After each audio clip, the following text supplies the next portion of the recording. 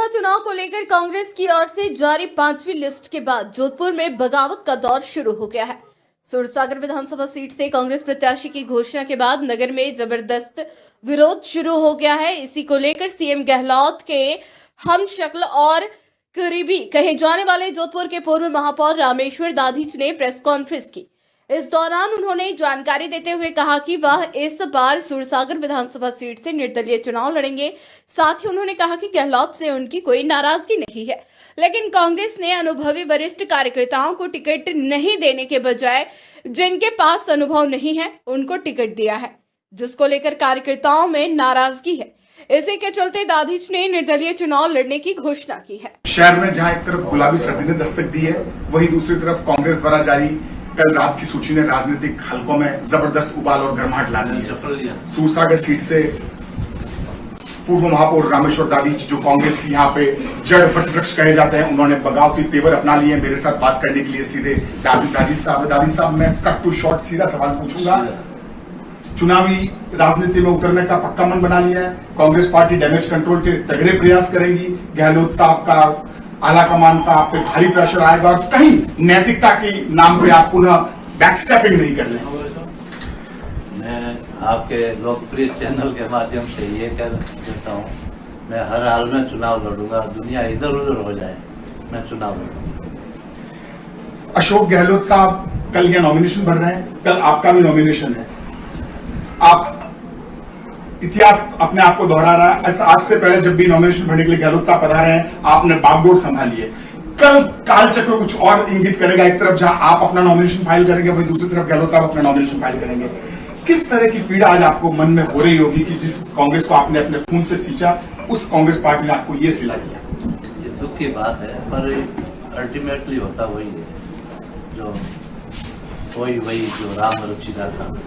इसलिए ईश्वर ने जो मंजूर किया है, पर ये बहुत दुख की बात है। टिकट काटना सबको पीड़ा दी है। मैं सबकी पीड़ा से पीड़ित हूँ।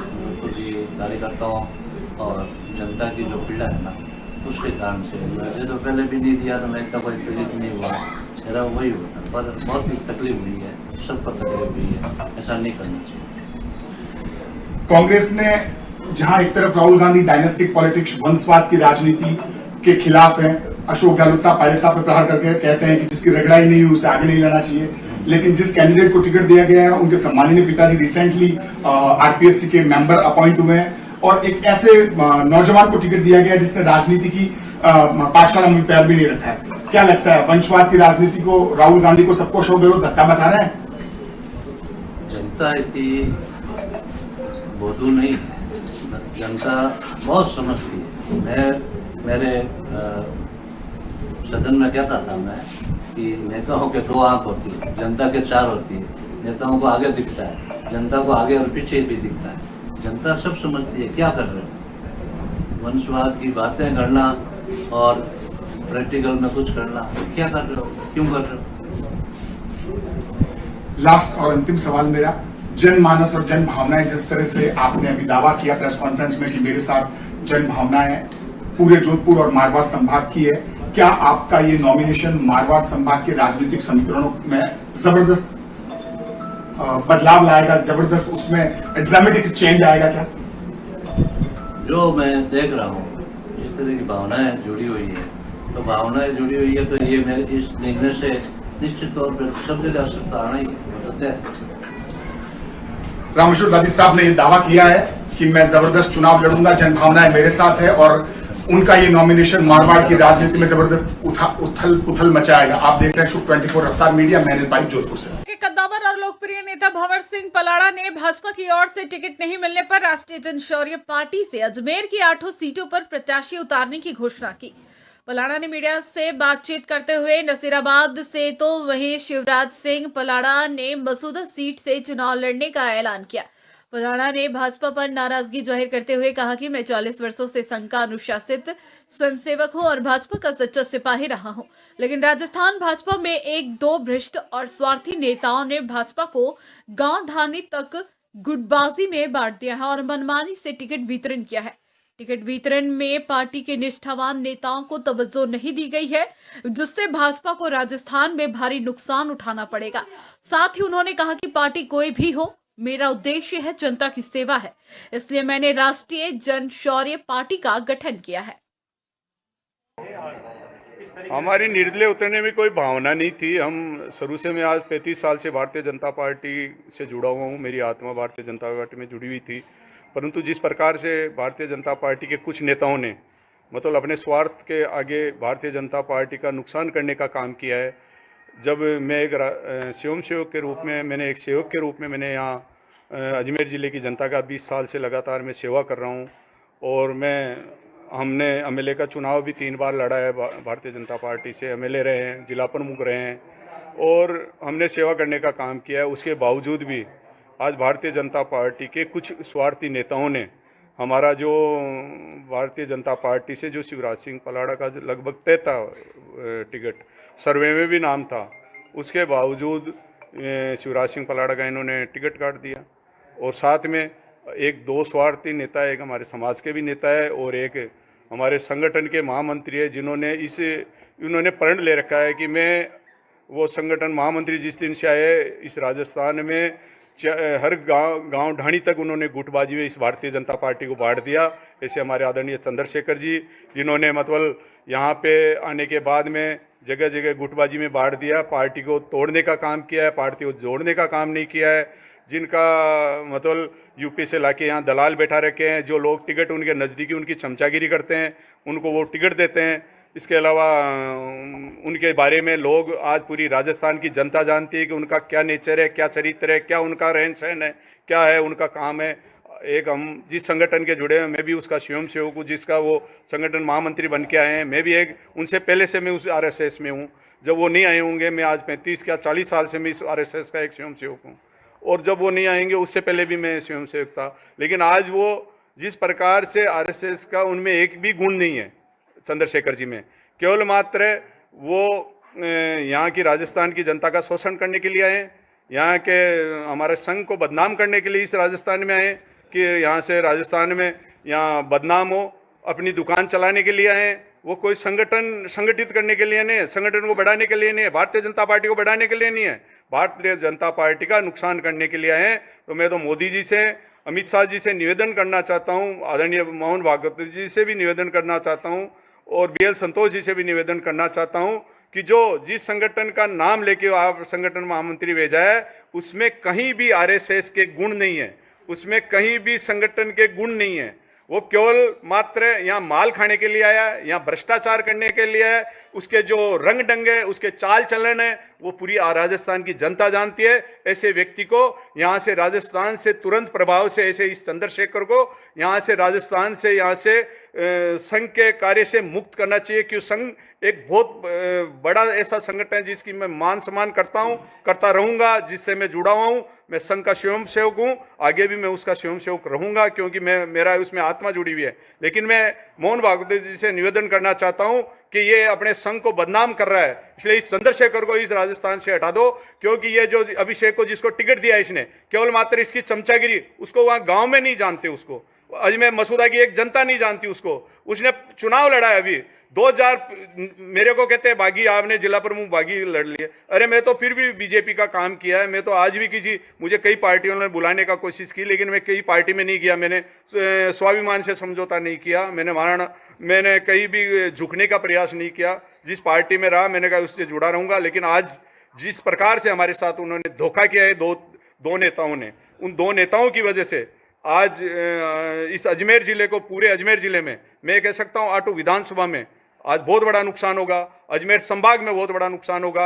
आप आने वाले समय में कौन फील्ड के अंदर काम कर रहा है, कौन जनता के कार्य कर रहा है, कौन जनता के सुख दुख सुन रहा है, यही बात देखी जा रही है। जब सर्वे में जो आदमी जिसने कभी यहाँ इस मसूदा की धरती पे पैर ही नहीं रखा, जिसने कभी एक सेकंड के लिए भी इस पार्टी के लिए कार्य नहीं किया, उसको आप टिकट दिया जा रहा है। यही आप देख रहे हो पूरे राजस्थान के अंदर। जब हम चित्तौड़ की बात करते हैं तो चित्तौड़ के अंदर भी सर्वे हुआ, तो सर्वे में भी कहीं बाहर के कैंडिडेट को लाके उतार दिया, वहां भी भारतीय जनता पार्टी को नुकसान उठाना पड़ा है। तो ये जो पार्टी के अंदर इन कई दलालों ने जो ये किया है, इसको पार्टी को बहुत बड़ा नुकसान होना चाह रहा है। जो पार्टी की नीतियों के खिलाफ में जाके इन लोगों ने जो फैसले लिए, ये बड़े पार्टी के लिए बहुत गलत किया गया है। और हम निश्चित रूप से हमने जो कार्य किया, जो हमारे पास से 10 साल के अंदर हमने जो कार्य किया है, जो विधायक रहते हुए हमने कार्य किया, जो हम जिला परिषद रहते हुए राजस्थान विधानसभा चुनाव निकट है। इसी बीच अलवर ग्रामीण से मामला सामने आया, जहां मुस्लिम समाज के लोगों ने कांग्रेस का जबरदस्त विरोध करते हुए भाजपा का दामन थामा और अलवर ग्रामीण से भाजपा टिकट पर चुनाव लड़ रहे जयराम जाटव के समर्थन में उतरे। मुस्लिम समाज के प्रतिनिधियों ने मीडिया से बातचीत करते हुए कहा कि कांग्रेस के नेताओं की फितरत बन गई है धोखेबाजी करना, झूठ बोलना और कार्यकर्ताओं का मान सम्मान नहीं करना। इसलिए इस बार विधानसभा क्षेत्र को भ्रष्टाचार से, अत्याचार से मुक्त करना है। मुस्लिम समाज के कई जनप्रतिनिधि खुलकर अलवर ग्रामीण विधानसभा क्षेत्र में कांग्रेस के मुखालफत कर रहे हैं और भाजपा के पक्ष में प्रचार प्रसार में जुट गए हैं। और आपसे वादा किया था कि हम ज्यादा वोट देंगे, आप ज्यादा वोट, और हमने जिताया था, लेकिन बेवफा निकल गया तो क्या करें। आपको एक बात और कहने आया हूं कि भाई, गंगा जमुना तहजीब हमारे हिंदुस्तान की है। जैसे कि एक छोटा सा शेर अर्ज कर रहा हूं, भारत देश महान है जिसमें धर्म अनेक, तरह तरह का फूल खिलावे बाग सजावे। तो आप सभी से ये करबद्ध निवेदन करने आया हूं, आने वाली 25 तारीख को भाई जयराम को भारी मतों से जिताए। और पहली बार मैं आपके साथ निवेदन कर रहा हूं, पहली बार हम देव समाज के लोग जुड़े। हमने कभी बीजेपी को वोट नहीं दिया, लेकिन अब निर्णय कर लिया है कि भाई जयराम को जिता के लाएंगे। और झूठ के मुंह 5 साल पीछे लेकर के चले गए और उस एमएलए ने, मंत्री ने उन लोगों को रखा जो उनका एजेंट का काम करते थे, उनके लिए पार्टियां ढूंढते थे, उनके लिए कमाई का साधन ढूंढते थे कि भाई कहां से पैसा आएगा, कहां से पैसा कमाना है। आप सब लोगों को पता है, अलवर ग्रामीण को और जूली को 2 लोग, खासतौर से 2 लोगों ने चलाया। पूरे 5 साल उन 2 लोगों ने ही जो है इस विधानसभा में लोगों के कामों को अटकाया और अपने निजी स्वार्थों को, निजी कामों को कराया। अभी आपने देखा है कि मालाखेड़ा बाईपास का काम, मालाखेड़ा का अलवर ग्रामीण विधानसभा क्षेत्र से भाजपा विधायक जयराम जाटव ने अपने क्षेत्र का दौरा किया। इस दौरान कांग्रेस सरकार से त्रस्त 36 बिरादरियों ने भाजपा विधायक जयराम जाटव का कली खिल में घोड़ीबाजी के साथ भाव जुलूस निकाला गया तथा समस्त ग्रामवासियों ने समर्थन देकर पूर्ण बहुमत से जीतने का आश्वासन दिया तथा सारे गांव वालों ने सभी जगह जाकर गांव जाकर प्रचार करने का निश्चित किया। अलवर से कांग्रेस प्रत्याशी अजय अग्रवाल ने नामांकन पत्र दाखिल किया। इससे पहले उन्होंने जगन्नाथ मंदिर जाकर मत्था टेक आशीर्वाद लिया। इसके उपरांत हजारों समर्थकों के साथ रैली निकालते हुए मिनी सचिवालय पहुंचे, जहां मिनी सचिवालय में रिटर्निंग अधिकारी के समक्ष अपना नामांकन पत्र प्रस्तुत किया। नामांकन के बाद उन्होंने शहर की बिजली पानी की मुख्य समस्याओं का निस्तारण तथा शहर का विकास करने के बारे में संकल्प लिया तथा शहरवासियों को आश्वासन दिया। वैश्य समुदाय पूरा बीजेपी के साथ रहा है, आप इस बारे में क्या कहेंगे? देखो, वैश्य समाज का मतलब है समाज के साथ साथ सबको जोड़ के चलिए। बनिए का मतलब है सबको बना के चले। हम लोग 36 कौमों को बना के चलने वाले लोग हैं, इसलिए वैश्य समाज करके इसको है ना आप लोग बार बार हमें ऐसे लग रहा है, हमें चिन्हित करते हो। वैश्य समाज में बनियों का मतलब है बनिए, जैसे भारतीय जनता पार्टी के सदस्य बनिए, कांग्रेस के सदस्य बनिए, इसका मतलब सारे समाजों को और 36 बिरादरियों को हम साथ लेके चलने चाहते हैं। यही हमारा बनिए का मतलब ये है, अर्थ है। आपको अलवर की जो मूलभूत समस्या है, आज पानी की समस्या है, आप इस बारे में क्या कहना चाहेंगे? मैंने बता दिया, उसके लिए मेरे पास विशेष योजना है और जैसे ही ये होगी और राजस्थान में पुनः अशोक गहलोत जी के नेतृत्व में सरकार आएगी तो जल्दी से जल्दी अलवर शहर की पानी की समस्या का निदान हम करेंगे। पिछली सरकार भी गहलोत सरकार थी, पिछले एमएलए साहब ने कई बार धरने प्रदर्शन किए पानी के लिए, क्या उसका कोई समाधान तो निकला? MLA साहब 4 साल का क्या करते थे, 4.5 साल का, आप 6 महीने आए जब धरना प्रदर्शन है, जब जाके वो कीच निकलवा रहे, जब जाके उनको जयसमंद की याद है कि अरे 4.5 साल तो धरातल पर कुछ करते। मैं कहता हूँ पिछले 15 साल में भारतीय जनता पार्टी ने अलवर शहर में कोई काम किया तो मुझे गिना कर बताओ क्या काम किया। आप भी प्रेस मीडिया के लोगों को इतनी दिन भर उनसे इंटरव्यू लेते हो, उनसे पूछो सही उन्हें धरातल पे कौन से काम, उन्होंने तो हमारे चलते हुए काम को ढंगा। ये सचिवालय में आप खड़े हो, इसका काम 5 साल तक किसने रोका रखा बताइए। मैंने आपको पहले कहा मैं छोटी लकीर के आगे बड़ी लकीर खींचना चाहता हूँ, फिर भी आप मेरा मुँह बार बार खिलवा देते हो। तो ये आप जहाँ खड़े हो ये भी हमारी सरकार की देन है, हमने मुहूर्त किया, हमने इसको शुरुआत की है। अलवर की जनता के लिए क्या उम्मीद कर सकते हैं सर आपसे? अलवर शहर की जनता के लिए मेरा आह्वान है, आपका अपना लाडला बेटा बनकर आपके बीच में वोट मांगने के लिए आया है। ये चुनाव अलवर की अस्मिता, अलवर के विकास और अलवर के साथ साथ जनमानस पर एक अलग प्रभाव छोड़ेगा। ऐसा मेरा मानना है कि एक सड़क के पे चलने वाला आदमी पहली बार यदि विधायक बनेगा तो अलवर में जनमानस की सुनवाई होगी। और मेरे दिल में एक नया अलवर बसता है, मेरे पास एक विचार है, उसके तहत मैं काम करना चाहता हूँ। मैं कहता हूँ अभी देखिए आगे होता है क्या, अभी तो शुरुआत। पाली जिले के बाली के बेड़ा में आगामी विधानसभा चुनाव के मद्देनजर महिला एवं बाल विकास विभाग के आंगनबाड़ी कार्यकर्ताओं ने महिलाओं को अधिक से अधिक मतदान करने के लिए प्रेरित करने हेतु हाथों में मेहंदी रचाकर मतदाता जागरूकता अभियान चलाया। स्वीप प्रभारी दीप्ति शर्मा और रिटर्निंग अधिकारी SDM बाली भागीरथ राम के निर्देशानुसार इस अवसर पर मतदान की शपथ ली गई और ढोल थाली बजाकर और रैली निकालकर मतदाता का आह्वान किया गया। कार्यक्रम में उपनिदेशक महिला बाल विकास विभाग पाली राजेश कुमार, CDPO भागीरथ चौधरी, महिला पर्यवेक्षक कविता व्यास, कुकू कुमारी, शांतिलाल प्रजापत मौजूद रहे। डिडवाना भारत विकास परिषद शाखा के तत्वाधान में अग्रसेन वाटिका में क्षेत्र स्तरीय राष्ट्रीय समूह गान प्रतियोगिता का आयोजन किया गया। शाखा के सचिव सुरेंद्र सोनी ने बताया कि प्रतियोगिता में 7 प्रांतीय दलों ने भाग लिया। प्रत्येक दल ने 3-3 प्रस्तुतियां दी, एक हिंदी, एक संस्कृत और एक लोकगीत की प्रस्तुति हुई। क्षेत्रीय महासचिव डॉक्टर त्रिभुवन शर्मा ने परिणामों की घोषणा करते हुए बताया कि हिंदी एवं संस्कृत गीतों में राजस्थान मध्य प्रांत की ओर से प्रतिनिधित्व कर रही central academy senior secondary school Bhilwara ने प्रथम स्थान प्राप्त किया। वहीं राजस्थान उत्तर प्रांत की ओर से प्रतिनिधित्व कर रही Swami Ramanand memorial international school Bhilwara ने द्वितीय स्थान पर कब्जा किया तथा उत्तर पूर्व प्रांत की ओर से प्रतिनिधित्व कर रही टैगोर पब्लिक स्कूल जयपुर की टीम ने तृतीय स्थान प्राप्त किया। पश्चिम प्रांत, पूर्व प्रांत एवं दक्षिण पूर्व प्रांत की टीमों को प्रोत्साहन पुरस्कार प्रदान किया गया। भारत विकास परिषद उत्तर पश्चिम क्षेत्र की एक क्षेत्र स्तरीय राष्ट्रीय समूह गान प्रतियोगिता हुई, जिसमें हमने हमारी भारत विकास परिषद के ही राष्ट्रीय प्रतिनिधि के रूप में महेश बाबू गुप्ता जो राष्ट्रीय वित्त मंत्री है वो इसमें कार्यक्रम अध्यक्ष के बतौर थे। केंद्र से पर्यवेक्षक के रूप में संतोष गुप्ता साहब पधारे और बाकी पश्चिम क्षेत्र के सारे पदाधिकारी, हमारे क्षेत्रीय अध्यक्ष, क्षेत्रीय महामंत्री, फिर राजस्थान उत्तर प्रांत जिसमें ये डिडवाना क्षेत्र आता है उस उत्तर प्रांत के प्रांतीय अध्यक्ष, प्रांतीय महासचिव, तमाम अतिथि रहे।